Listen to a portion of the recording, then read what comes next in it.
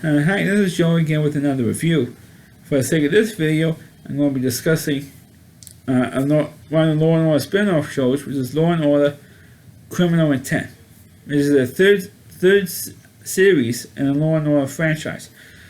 And of course, this show stars Vincent D'Onofrio, Catherine Irby, Jamie Sheridan, Courtney B. Vance. They were the original actors.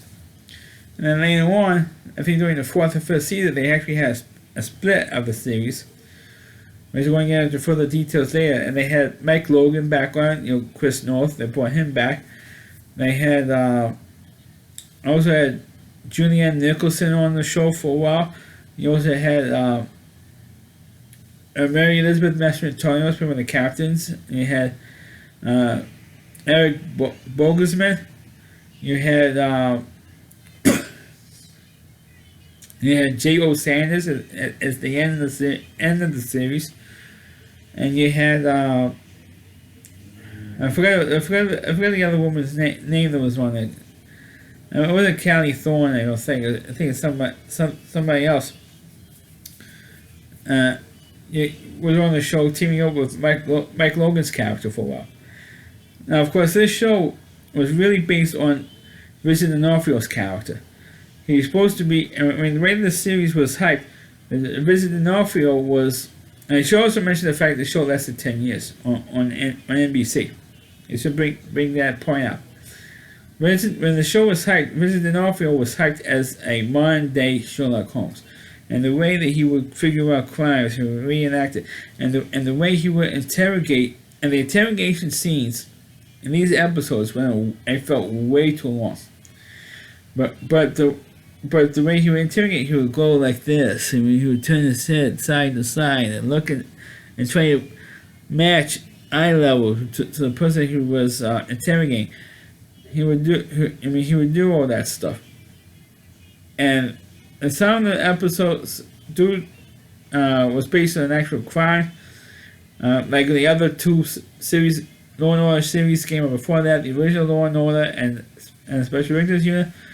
But I don't think they didn't do it as much as the other two series did. They built the Rip for the Headlines thing to death, but not as much as the Criminal Intent show did. Even though they did do some episodes, but not that really stick out of my mind.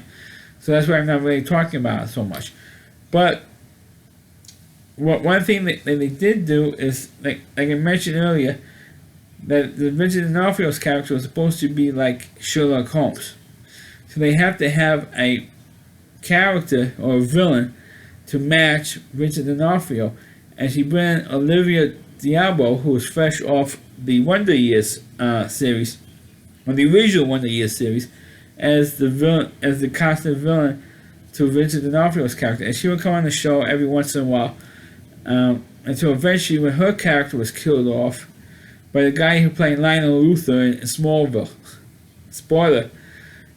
She was killed off on the 8th season because Vincent D'Onofrio was always trying to capture her and to arrest her, and she had gotten arrested a couple of times, but she always found a way.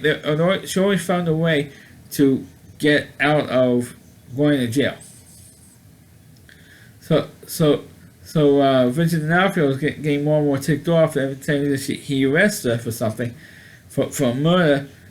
She always ends up getting off, and he always ends up finding her in another job or another, new identity. She'll re-identify herself with something else, and then he always sees her, and she goes, "Oh, hi, hello, Bobby. How you doing today, Bobby?" It's kind of like almost like Clarice Starling and Hannibal Lecter, and even though Nicole Wallace, that was Olivia Diabo's the character's name. Even though Nicole Wallace never wasn't a cannibal, but you have that, Silence of the Lambs type thing going on. And so eventually, when her character was killed off the series, and after that 8th season, you thought, okay, the show's not going to be renewed anymore after 8 years because the ratings were dropping. And at one point, Vincent D'Onofrio, who was he's a decent actor, but he, like you said, he and Catherine Irby was the only two, for most of the time, there were only two actors from the show in any scenes. So it was like long days, like 12, 14-hour days, and he was like exhausted. And he had to take time off for exhaustion. So they decided to split, from season 5 on to the end of the series, they decided to split the series, and they brought in Chris North back to play Detective Logan. Now, in case you don't know, for 10 years, after in 1995 actually, Chris North actually left Law and Order because contract dispute or whatever the situation was. He decided to leave the show, and the reason how he left the show was he punched out a New York City councilman who accused Meg of being a homophobe or supporting gays or being gay. So Mike Logan punched the guy out, and his punishment was he was out on Staten Island.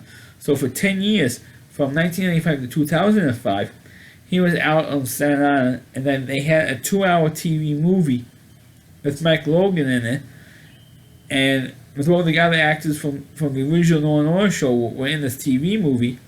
It was quite good. It wasn't great, but it was entertaining. It was nice to see Chris North playing the character again.